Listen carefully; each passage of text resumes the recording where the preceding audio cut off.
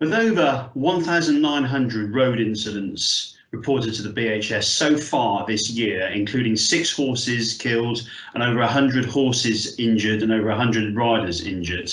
And this has all been as a result of near misses or close passes from vehicles. It was right that we examined our incident reporting database and looked at it in more detail as to what the picture is on the roads and how challenging it can be for equestrians to ride on our rural roads especially. Dead Slow campaign is making significant progress informing, involving, guiding, persuading drivers with our 4 main messages on how to pass horses safely.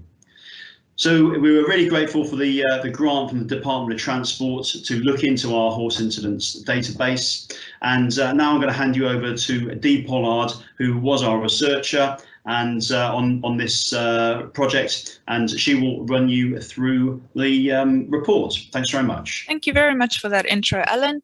I am going to take you through a whistle-stop tour of the project. Please do bear with me, it is quite results heavy, but I hope that by the end I'll be able to bring it all together for you.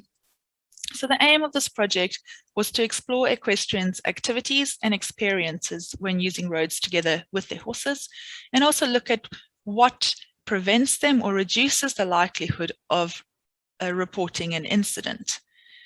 The project consisted of 4 main steps, and we used a mixture of qualitative and quantitative data capture methods. For the quantitative, we used surveys where we sampled a large population of equestrians in the UK.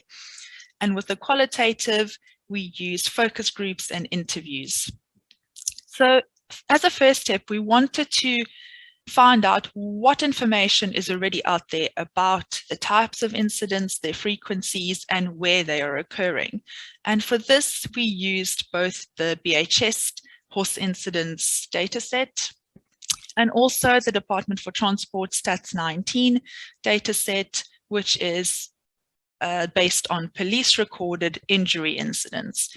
So we wanted to look at the similarities, but also the differences between these 2 systems and whether they could be complementary to one another.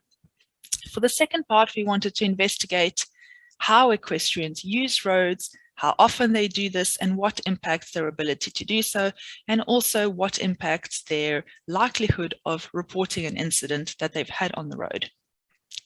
The third part is where our focus groups and interviews came into play, and we identified important themes that centered around equestrian road safety.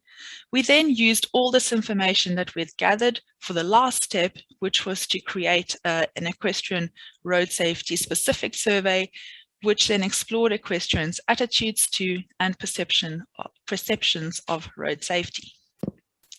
So to start off with, what did we find in the BHS dataset? So this is going back over the last 10 years, and we see that over 4,000 incidents have been reported to the BHS from the UK. On the right is a map which shows the geographical distribution and the frequency of incidents. So we see that we certainly do have some areas with higher frequencies of incidents than others, whether this is in reality where most incidents are occurring, or maybe this is areas where people are more proactive about reporting incidents. So just to clarify, the BHS collects information about any type of incident that occurred on the road, whether the person is riding their horse, whether it's a loose horse, whether they're leading their horse or driving in a carriage. And they also collect information about near misses, so not just injury incidents. So when we looked at the types of incidents that were among these reports, 84% involved a car passing too closely to the horse, 40% involved perceived speeding or exceeding the speed limit, and 40% involved road rage. And this ranged from anything from abusive or intimidating or aggressive language to tailgating, beeping the horn, or any sort of other aggressive behavior. From these incidents, 151 resulted in fatality to either the horse or the rider or handler, and the majority of these were horse fatalities. We were also able to identify factors associated with collisions and horse fatalities. So for example, close passes were one of the single most contributory factors to having a collision, whereas collisions and speeding increase the risk of a horse fatality. We also found that rider or handler and horse injuries were very closely linked. So equestrians were 12 times as likely to suffer a severe or fatal injury if the horse was killed in that incident. Okay, what can the Stats 19 police recorded road safety data tell us? So once again, we looked at the last 10 years and we extracted just over 1,000 injury incidents that involved ridden horses. And these involved just over 2,000 people, and 18 people were fatally injured. So the advantage of this data set is that we also have information about other road users that were involved in the incidents with the ridden horse. When we look at the road user type and we categorize the severity of injury in these incidents, we can see that horse riders are by far the road user type mostly affected by injuries. So we have the majority of injuries were slight, but we have 17 out of 18 fatal injuries that happened to horse riders. We can also look at who was involved in injuries where the horse rider was either severely or fatally injured. And when we view that, we can see that majority of these incidents involved cars, followed by vans, light goods vehicles, or agricultural vehicles, lorries, and so on. So I guess the message here is that in an incident, it is the horse and or the horse rider that is usually going to be worse off. And what I also wanted to highlight is that we can get different but similar information from the BHS dataset and from this dataset. And I think that they could be used together to strengthen the evidence of what's going on the public road network. So then we wanted to see, well, how do equestrians use roads? And we received just under 6,000 responses from equestrians in the UK to a survey. And we found that the majority of equestrians, so more than 84%, used roads at least once per week. This wasn't just for riding activities. It involved carriage driving, leading their horses on foot on the road, or riding while leading another horse. We also found that 6% of equestrians in the survey said that they no longer used roads with their horses. And we asked them why this was. This was a free text answer, so they could write whatever they felt. And we found that these decisions to stop using roads were based on individualized assessment of risk. And on the left, we've summarized the themes from what people had written down in these text answers. And either one or multiple of these themes or sub-themes contributed to eventually an equestrian stopping to use roads at all. So there was risk perception, previous negative experiences, the behavior of other road users, the physical characteristics of the road, whether they had option of alternative off-road routes, which means they didn't have to use roads, or alternatively, if they had a lack of off-road routes, then they would sort of not ride or not exercise their horses at all. And of course, we also had the horse-human relationship. We also similarly were able to identify themes about incident reporting. So once again, this was a free text answer question where we asked equestrians, what would make you more or less likely to report an incident to the BHS? And the 6 themes were real or perceived danger. So like this respondent said, they would be more likely to report a serious incident or an incident when someone was seriously injured rather than a minor incident. Minor issues were seen as a fact of life. Of course, the ease of reporting, making it quick and easy for people to do.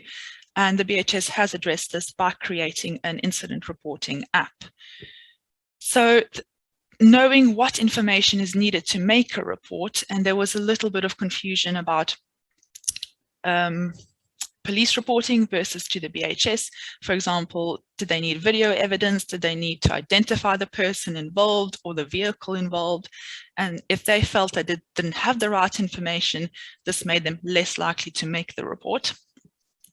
Very importantly also, what happens with these reports? Is anything going to be done to change road safety, and especially in the local area? So as this one respondent said, knowing what happens to the information and how it's used to make a change locally. At the moment, it feels like you report it and nothing happens or changes.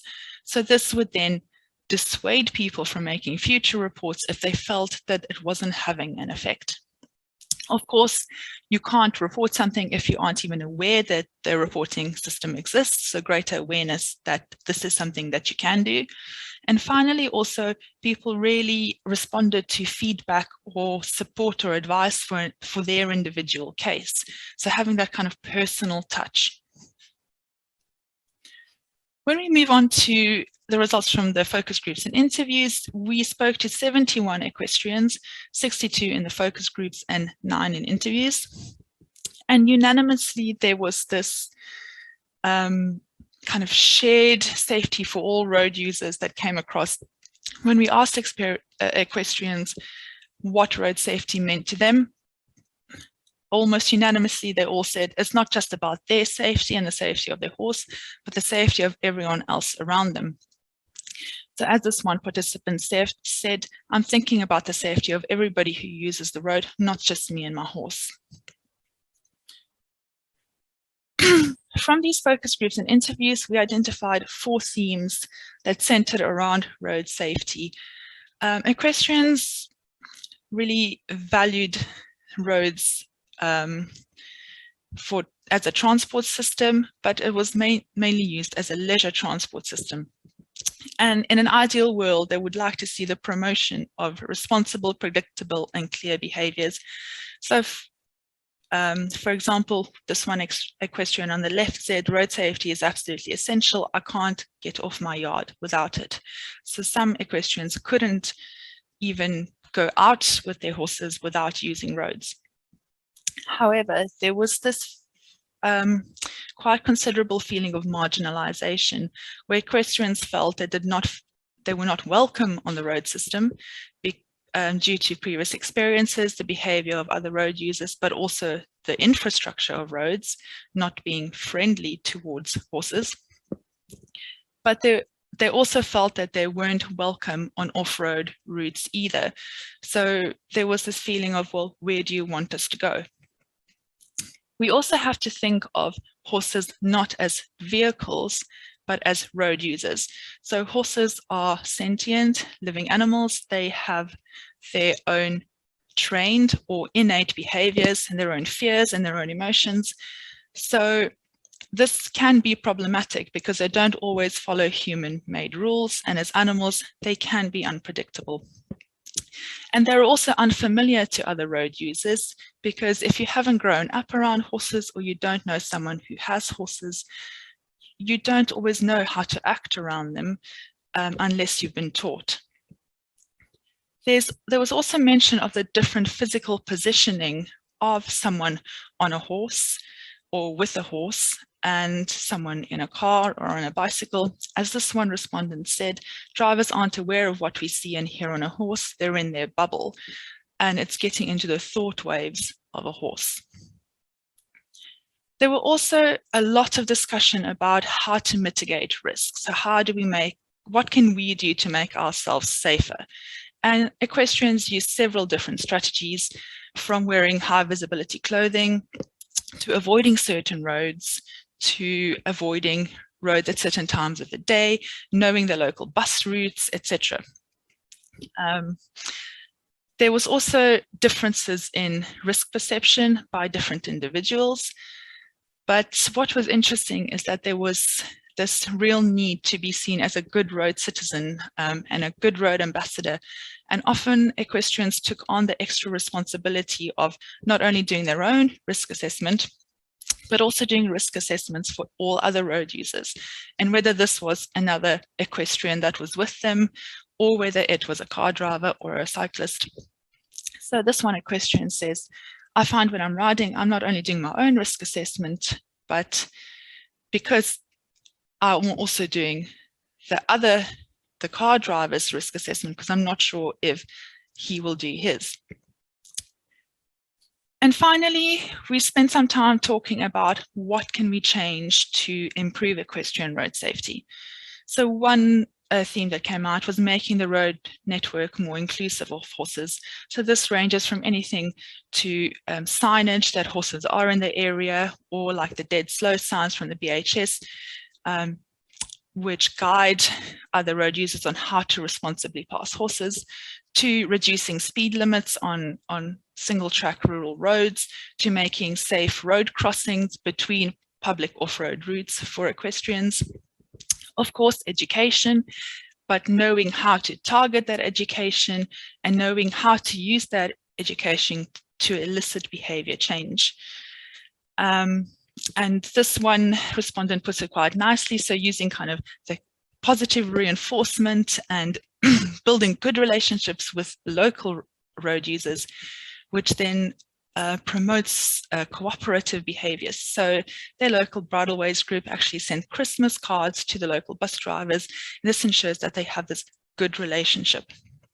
And of course, respondents also thought that the reporting of incidents was important, because it could then build up this evidence base of where problems were occurring, which could then be approached to local authorities and other road safety stakeholders. And finally, for the last survey, we looked at road safety in particular, and we received over 7,000 responses from UK's equestrians. We wanted for this part to put into context the perceived risk of using roads with horses. So we can arguably say, well, being around horses is innately risky. But what we did here is we asked equestrians to rate from low, moderate to high risk how they felt certain activities with their horses were. And this was anything from kind of routine handling of their horse, to riding in certain areas, to carriage driving in certain areas, cross-country jumping, which is usually considered relatively risky. But we can see from these responses that any activities on roads were by far perceived to be the highest risk. So we have hacking or riding on roads, carriage driving on roads, and any in-hand activities on roads. Only 3% of equestrians said that they never felt stressed or anxious when they used roads, and 43% did so more than half the time. And for those that did feel stressed or anxious, the main contributors to this were, in the largest majority, the behavior of other road users, followed by the physical characteristics of the road, and then lastly, sort of the sheer volume of other road users or traffic. We also asked about the reporting of incidents to both the BHS and the police, and collectively about just over 30% had made a report to either the police or the BHS ever. However, 78% said that they had experienced at least one incident, and most had experienced more than 10 that they did not report. So we're seeing this massive underreporting of equestrian incidents. We also wanted to look at camera usage, because cameras are sort of commonly being used now to provide witness evidence footage. And we found that 22% of equestrians reported that they used cameras, but cameras were more likely to be used by carriage drivers rather than riders. And one of the things that came out in the focus group is, obviously, if you feel that you do not have the evidence that an incident happened, you might be less likely to report the incidents. So we did see a difference in the proportion of camera usage between incidents that were reported to the police or the BHS and those that weren't. But another issue that came out in the focus groups was a concern about where to place the camera.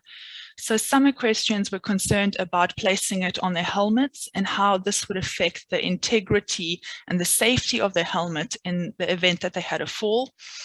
Others spoke about having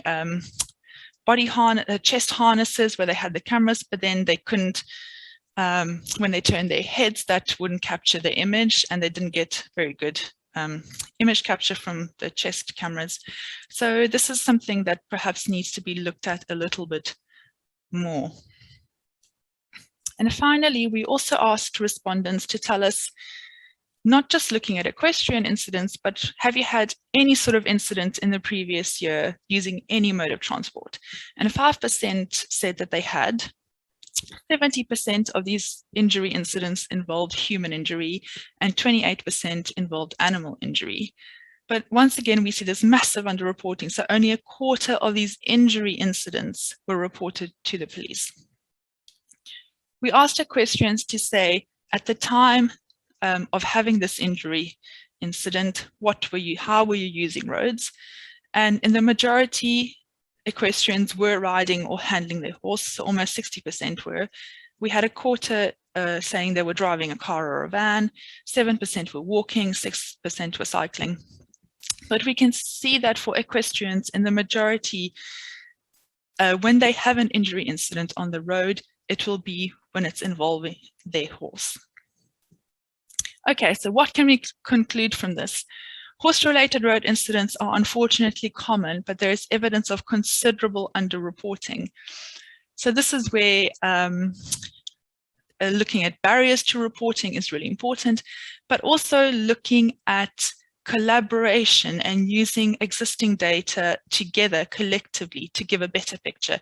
So my feeling is that near misses are just as important as injury incidents, because if we can get to find out why these near misses are occurring, we can then prevent the injury incidents. So using the police and the BHS data together would be really, really useful.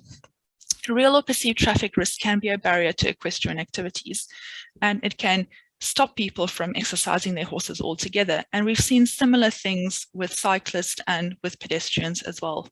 When they feel threatened, when they don't feel safe, they are less likely to use these active modes of transport.